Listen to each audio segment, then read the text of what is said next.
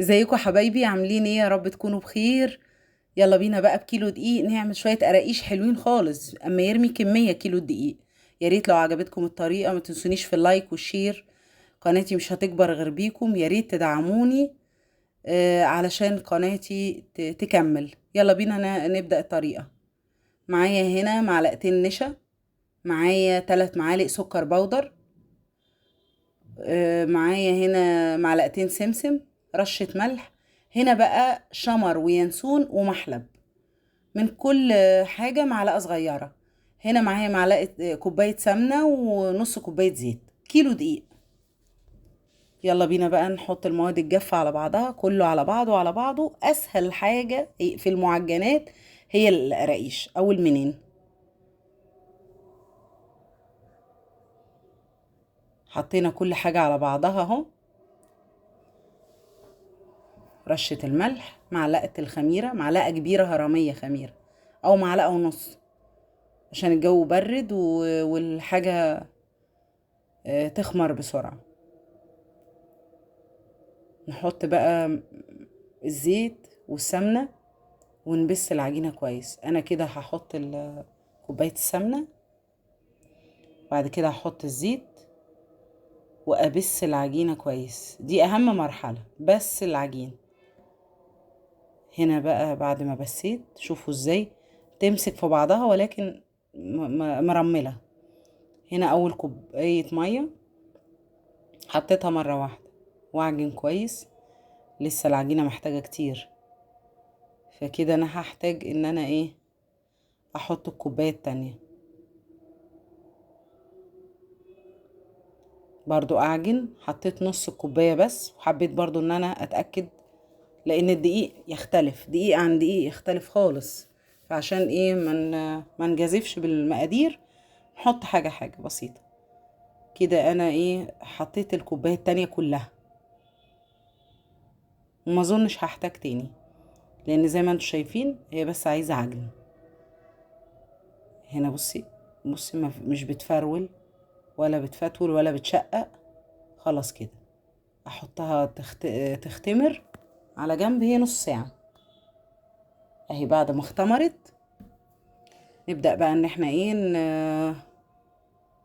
نشتغل. نحطها على الرخامة، رخامتنا نظيفة ومفيهاش اي حاجة، وايدينا نظيفة، والست البيت اللي واقفة في المطبخ طول النهار متهيألي مفيش انضف من ايديها خالص. بس نفرد سمك يكون رفيع، لانها بتخمر تاني وبتخمر في الفرن تالت.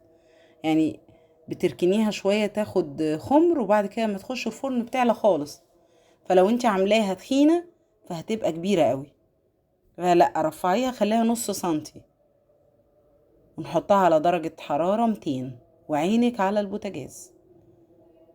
في فكرة حلوة انا عاملاها للفرن بتاعي، عشان لما كنت بحط على حرارة 200 كان حاجة بتتحرق من تحت. فجبت سيراميك، اللي هو البلاط السيراميك ده، حطيته على الشبكة، وبحط عليه السجان اللي بسوي بيها. بيبقى تحفة صراحة، أنا جربتها عجبتني خالص. فكرتها حلوة خالص وعجبتني خالص. بيمتص الحرارة، بيوزعها كويس، لأن هو إيه اللي هو السيراميك بيبقى فيه زي فخار من تحت، بيظبط الحرارة. يعني اللي عنده سيراميكا يحطها ويجرب.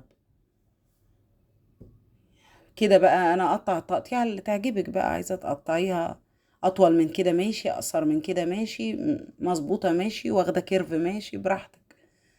اقطع وارص واركن الصواني على جنب، ما ادخلش في الفرن على طول، لا، استنى لما ايه تخمر. اهم حاجه هي مرحله الخمر برضه. يعني انا شغاله كل ده، يعني عملت لي 5 6 سجان. الكيلو عمل لي 5 6 سجان، ورحت ايه ركناهم على جنب. بعد ما اخلص خالص ابدا ادخل اول صاجين بدات فيهم، يعني اشتغل باول حاجه رصيتها كده. بصي تساوي زي ما انت عايزه تسوي العجينه، زي ما انت عايزه تسويها، ظبطيها. مش لازم يعني تبقى بالحرف، بس على قد ما تقدري خلي الشكل جمالي يعني. ادي يا جماعه بعد ما طلع من الفرن، تحفه تحفه تحفه، يجنن. يا ريت يا ريت يا ريت فضلا وليس امرا. لو عجبكم الفيديو ما تنسوش تشتركوا في قناتي، عشان خاطر احس ان انا يعني القناة بتقدم محتوى هادف، يعني حاجة للمبتدئين.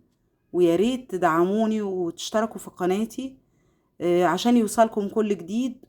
وربنا يا رب يوفق كل إنسان في حياته، ويا رب يعم السلام على العالم كله.